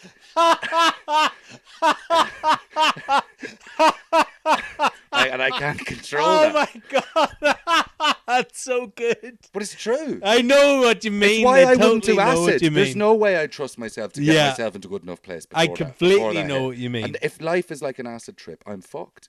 Yes, I'm not there. Totally I never will be. Not in mean. the right way, Yeah, I get that. Yeah, I totally know what you mean with that. I think that's a different. The manifesting stuff is, I think it scares the fuck out of me. I'd rather it not be true. No, but like, it makes sense to me in a way, because it's what you were talking about earlier. Just of like, right, I want to be an actor, right? I'm going to manifest. I'm going to be an actor, and it's my feeling on it, I imagine everyone's different, but like, right, it's so I want to be a stand up comedian, right? Just this is my like I want to be a stand up comedian. I want that. I can see myself on stage in front of 1,000 people Mm. doing stand up comedy, right? Mm. And you can say, right, well, I've manifested that. That is my life now, Mm. right? Also, you can go, okay, well, I know that I want to do that. And so, how do you do that, right? Well, I have to start comedy, right? Okay. Then I have to write stuff, have to get better. And it's like, You think it's more like a practical thing that. yeah, it's like a practical, I think that it's a, if you say to yourself, it's a, like a focus, right? I am doing this. This is. I used to feel that when people would talk about Catholic guilt and stuff like that, Yeah. I used to go, yeah, I have that. But somewhere in my head, I would romantically go, I don't know if any of us do, Yeah. actually. And as I get older, I realized when most people think of manifestation, they either think of it logically like you do, Yeah. or they think manifest it and it'll come true. Yeah. And I realized my brain, and I didn't have deeply, I went to church, but it wasn't, Yeah. whatever, went Catholic school or whatever. That's my worry, because I go manifest. But if I can't think positively, I'll be punished. Right. Yeah. That's what it is. Like, that's where I go with stuff like that. Yeah. If it doesn't go well, it will go badly, and it'll be my fault. And I'm not romanticizing that. It's something I've Yeah. realized in me. That's the worry. Yeah. You know. But that's like a, I mean, it's not woo woo to say, but like how you talk to yourself is really important, I think, especially when you're doing something. And I slipped recently. And I talked about the reason I started this podcast initially was because I had like weeks where I was dying at every gig. And I've died before, so it's like whatever. But like, and I felt really bad about it. And then I walked out of one. I did an audition for Live at the Apollo, and I knew it wasn't going to go well before I did it. And then it didn't go well. And I walked around the corner of Top Secret Comedy Club where it was, and I remember it was the first time I ever remember thinking, I hate myself for that. I hate myself. And I was like, right. And I've heard people say that before. I was like, that's never about me. And I was like, I need to fucking, that can't be a sustainable thing. Why am I dying all the time? What is not happening? All right. The reality is I've been very lazy with my writing. I've been in a creative humdrum. I've been relying on old stuff, which has been fine, and I've been doing big, really nice gigs that are easy. And actually, I've been wasting my time for a lot. I need to do something, and I would like try and sit down. Right, it wasn't happening. I was like, I need to do something else to be creative. I was like, right, I'm just going to talk into a mic once a week and see what happens, and that'll get me out of it. But those like, I hate myself of that talking, that internal voice. Like, you just fucking have to shut that shit down. And it is always like, I've heard someone say it recently, and of like, I hate it when like when friends of mine have success and they go, I was very lucky. I'm like, no, like, yeah, okay, maybe luck comes in, but also you fucking work really hard, right? If you get a break, Yeah. like you get your break, you get this acting job, right? Big job. Luck hasn't got you that acting job. You've been training for 14 years. Yeah. And like, okay, maybe the call came at the right time, whatever about that. But like, that's not luck. And I hate it when people, so it's like, I think like how you talk to yourself and that is important. Yeah. I wish luck wasn't involved. I understand what you're saying. You have to make yourself lucky and be in the right place at the right time. Yeah. And you can sometimes put yourself close to the right place at the right Yeah. time. But I've definitely, you need to feel, I think you need to feel lucky if you know there's times in the past where you were unlucky not to get something. Yes. I definitely had times where I'm like, I couldn't have done anything more there. I worked Yeah. my arse off and it didn't go my way for whatever reason. And then you find out that the person who got the sister role looks more like the other fella, and that sometimes you have to take especially it into, in acting, it it so is luck. not in your control. No, it isn't. Like I remember someone saying to me, they were like, they've said it won't be happening now, but imagine if you're casting the lead in a movie, and the two people in the waiting room is Brad Pitt and George Clooney. Yeah. They're both good. They're both Well, famous. yeah. They're both got all of the credits and numbers, and I think they're probably just about as well liked across Yeah. the industry as whatever. But if you had to pick one of them, it's not the other one's fault. Yeah. Really. Well, we had it, or someone I know, and it just happened that I knew someone who went for a job, and then I knew one of the people who were producing on the job, and the person got to the last two, I think, for a life-changing thing, and didn't get it, right? And then, like weeks later or whatever, met the producer, and they were like, yeah, the co-star is like this height.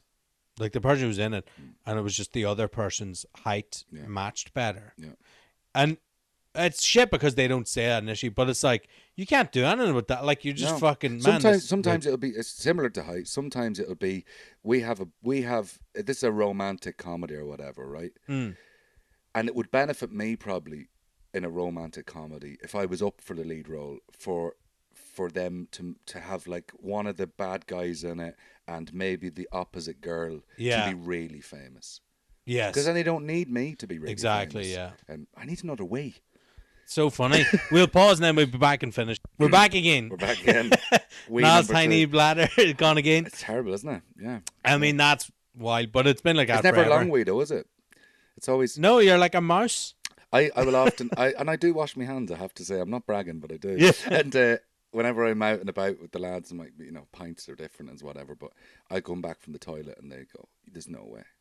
There's no way. You've just walked out the door and come back. Oh, it's just... You just have to get it out. Just I think I've my bladder's spoiled. I think from a young age I just went, I need a little bit of a wee. I'm going to give it. But what about when you're on set then?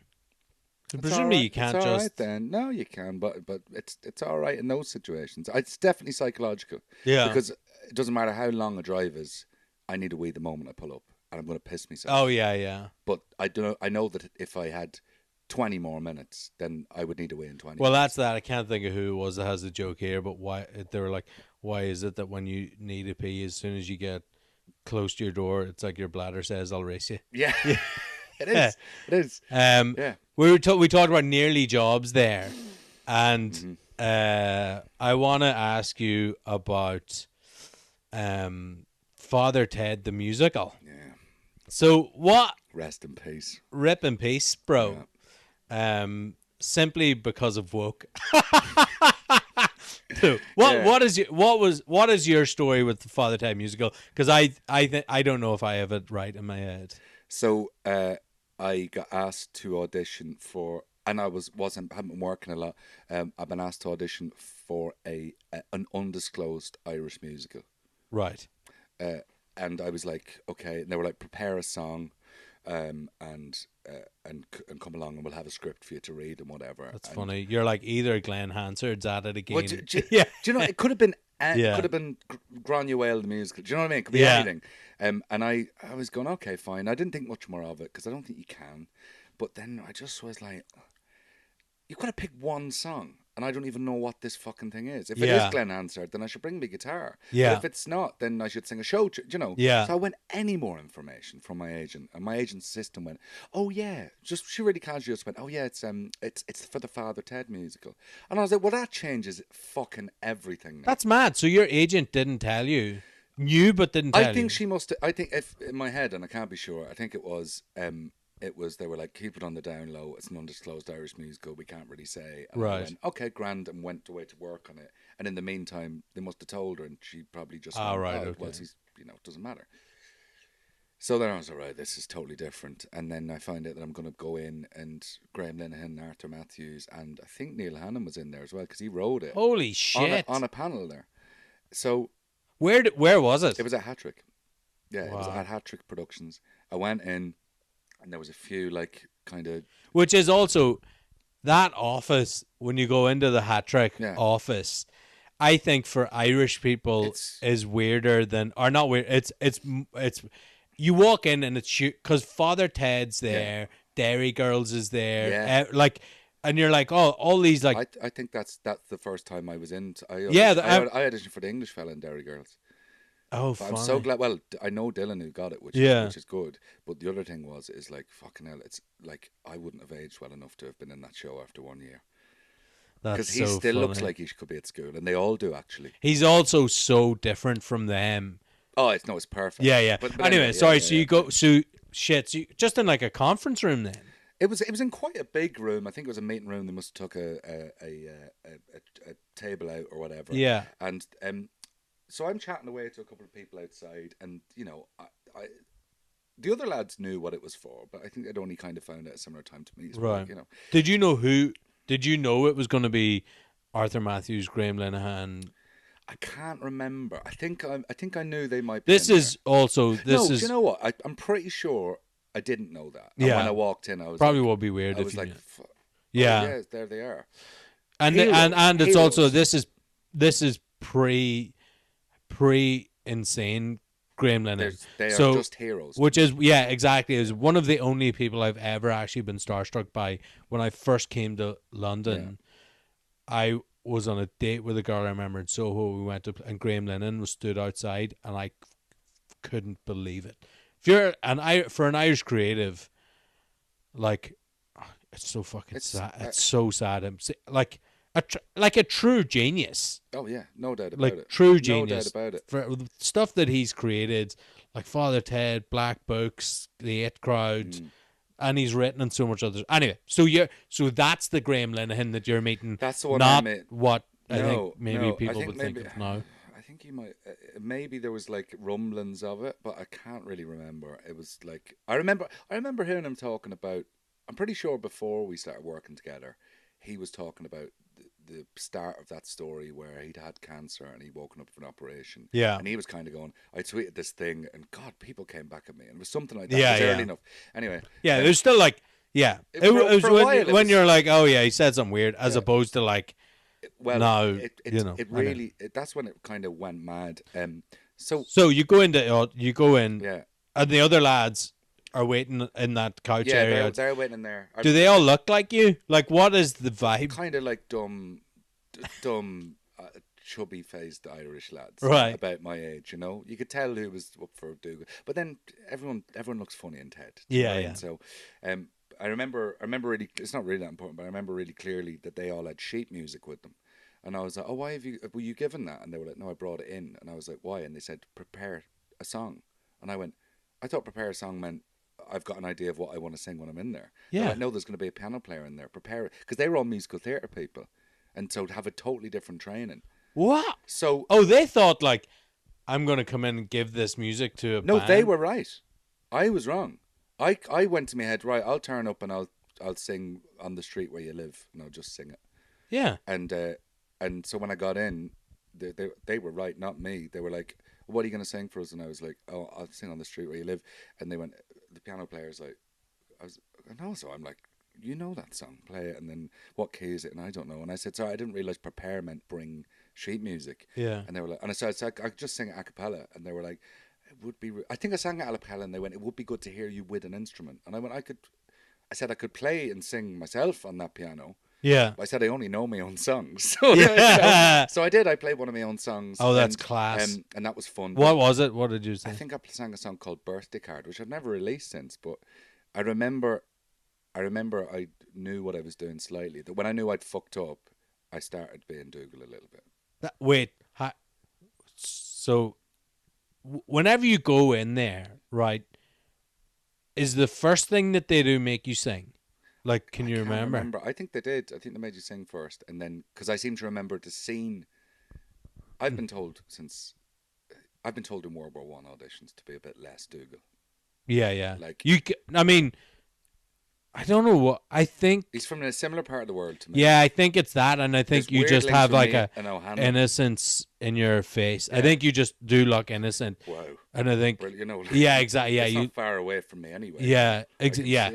It's there, like. Yeah, and there's so many links with me and Ardal O'Hanlon. Weirdly, similar parts of the country. Half my family are O'Hanlons. Oh, that's He's funny. a Leeds fan. That's right. Yeah, one of my best friends is his cousin. Well, there we go. I'm sure we're linked somewhere. Yeah, I'm nearly certain of it because there's so many links there. So then, all right. So you play the music. play the music, goes well. That's mad if Neil Hannum's there too to be like, that was. Now If he was. I don't think he.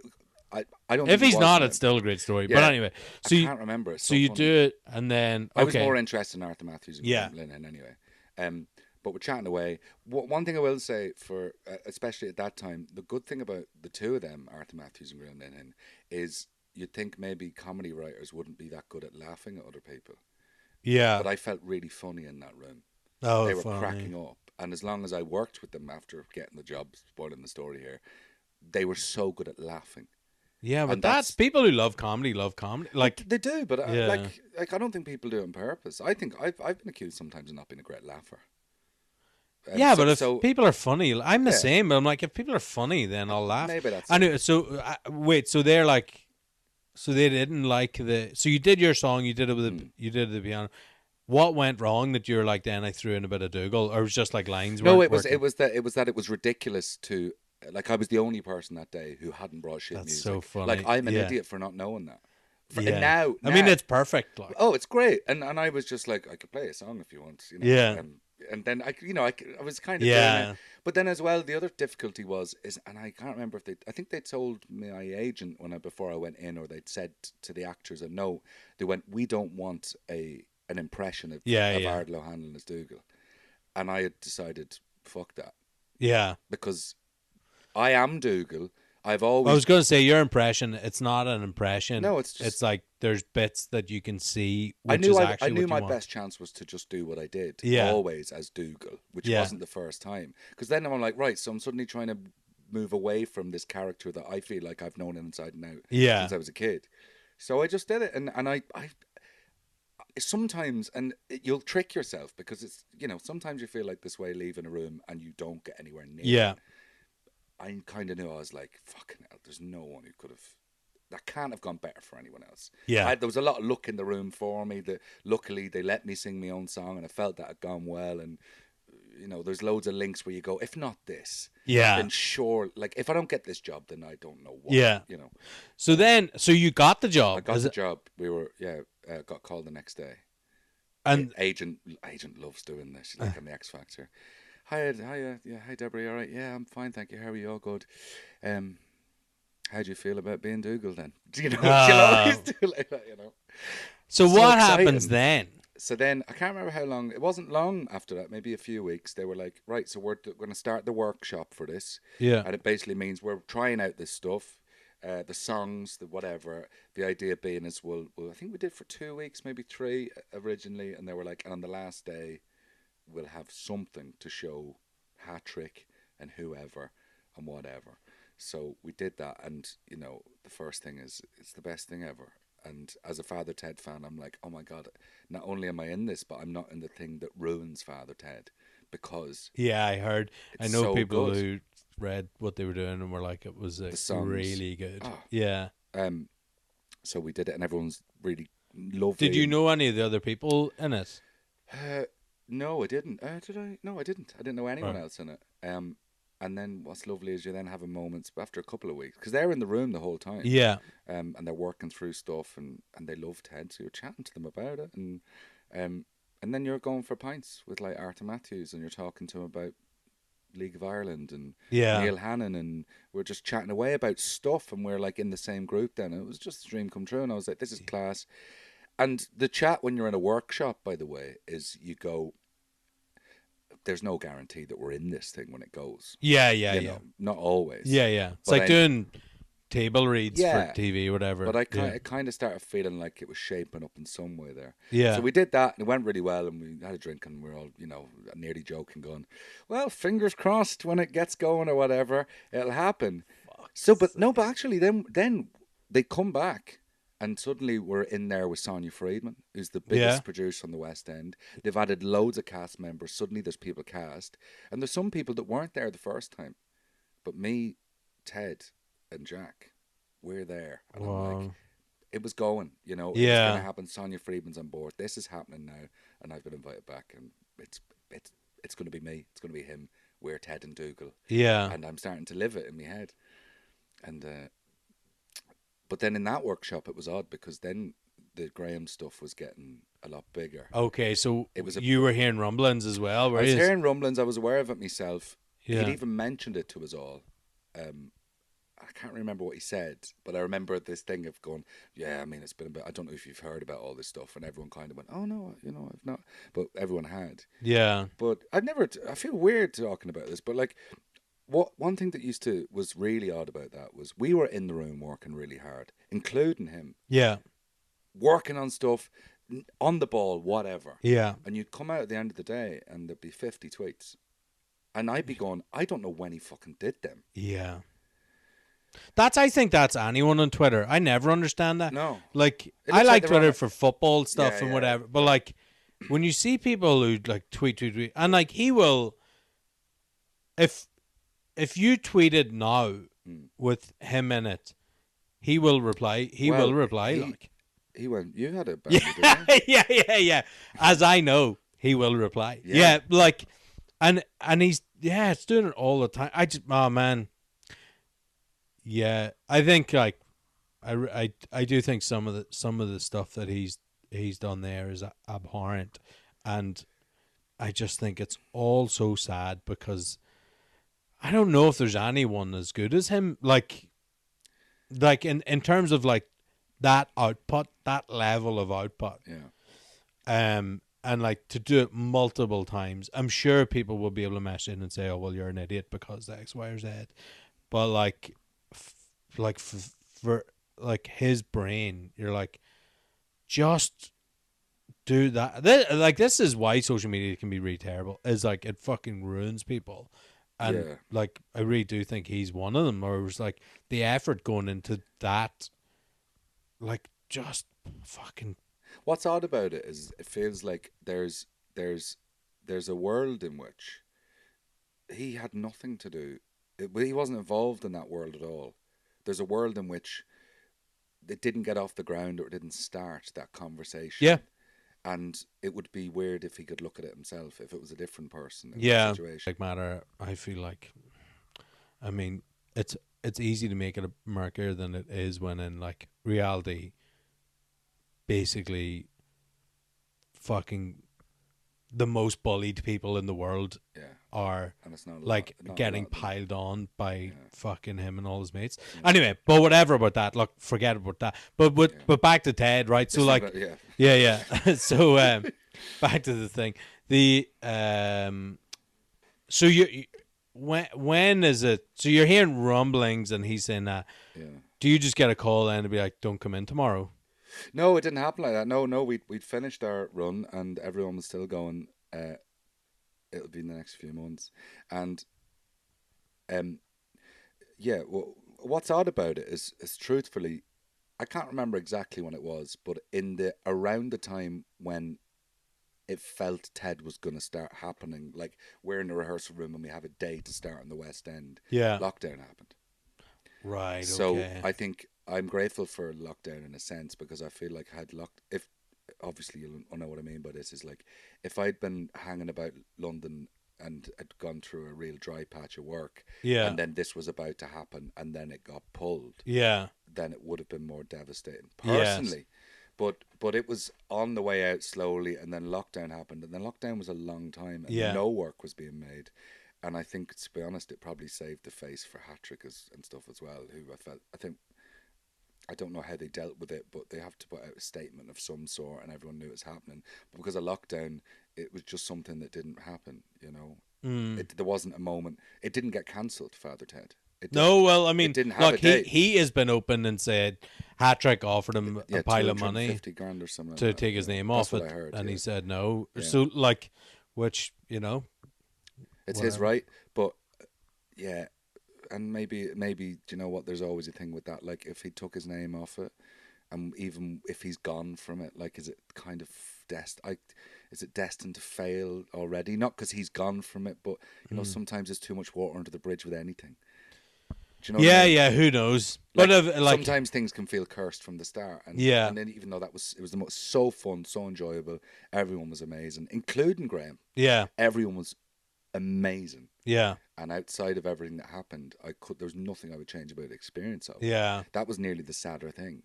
these two guys who are my heroes are, to me, gorgeous people. Yeah. And everything I wanted them to be, and it was about to be the best experience of my life. Wild that, like, when you think, really,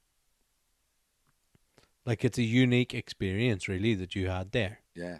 The songs that might never be heard. But well, yeah, and like everything about it, and it's funny. So good, man. Yeah, so good. I know. I've heard people say that, like, which I think is why Hat Trick were keen to. Oh, they wouldn't be anywhere near it if it wasn't. I couldn't believe how quickly they came on board once they saw it. Yeah, I think. I mean, sorry, Sonia Friedman's the big one. Yeah, yeah. She did the Harry Potter, like, she's no one's more. Yeah. That Harry Potter TV show thing's mad. Oh yeah. Before have you auditioned for that? I didn't audition for it. All right. Yeah, I've got mates in it. I've got one mate in it. Yeah. Papa Essiedu's playing Snape. Oh, you know it? Oh, yeah. Wow. Yeah. I think he'll be great as that, yeah. and like, he's great in everything, pretty much. Yeah. Oh, that's funny, because I know someone who worked with him recently and said it's like world's nicest human being. So, as it always has been. Yeah. What I was gonna say was, I do think it's weird that they're basically remaking it almost exactly the same. Like, did you see the Chris Columbus thing on Richard Osman? We're not in a podcast talking about a podcast, but like, where he was like, it's the same costumes, the same double for Hagrid. Even that they just announced the same actor for one of the roles yesterday. Really? Yeah. Do you know what? I know it's weird. I'm here for it. Yeah, look, I'm glad people are getting work.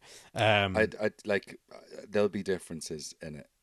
I mean, of course, they're going to do a whole series. But no, I get it. But I mean, I like Harry Potter. Yeah. And so I'm like, God, you really do hate trans people, don't you? So fucking anyone else you want to support while you're here? No, they're the only two I know. I just really like them. No. Very good. Yeah. Here, Matt. So, what is before we wrap up? What's your, like? All right, I know you don't like envisioning stuff and visualization, manifestation, but like, if you have a dream for the next couple of years, do you have, what do you see? Right, so I love the direction everything's going in at the moment. Yeah, like but I didn't a week ago. Yeah, of course. So it's really weird. Like, I would. Do you know what? I love doing music and acting. And it's going to take a little bit of luck. I know what you're saying about that word. It's just going to take a little bit of luck to do them both easily every year. No, but I think there's a difference between saying, like, I need a bit of luck here to get, like, that is true. Oh, yeah. As opposed to saying, I am very lucky to be in this position. Sure. Because you, as I was saying earlier, you're fucking, who's working harder than you? You're gigging most nights, you're on the road, you're writing songs, you're acting, you're doing stand.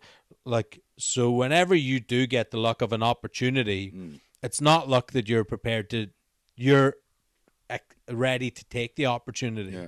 That's not luck. No. That's what I mean is, like, your work, you have done the work to earn the luck. Thanks, man. Sorry. Before you fucking talk down on yourself there, I'm going to just jump in. So anyway, the acting, singing, what were you saying for your plans? I would. The plan is I suppose, to keep touring and just to build that. Music's really tough, far tougher than acting, and I'll always say that acting. I'm doing this acting role. That is a dream role, and I'm really buzzing to do it. But it will be a holiday compared to music. It will be. It's just an easier life. It's paid better. You're looked after. You've got one job to do, really. Yeah. And everyone's, whatever.